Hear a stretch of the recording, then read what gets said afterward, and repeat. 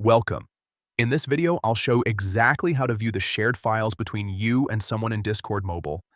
If you've ever wanted to find that image, video, or document sent in a chat, this updated method will make it super easy to locate everything in one place. So let's get started. First, open the Discord app on your mobile device. Make sure you're logged into your account and that your internet connection is stable. Once the app loads, you'll see all your servers and private chats. Next, tap on Messages at the bottom or swipe to access your private conversations.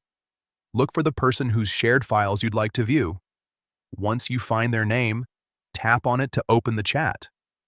Now, you're inside the conversation. At the very top of the screen, you'll notice the user's name.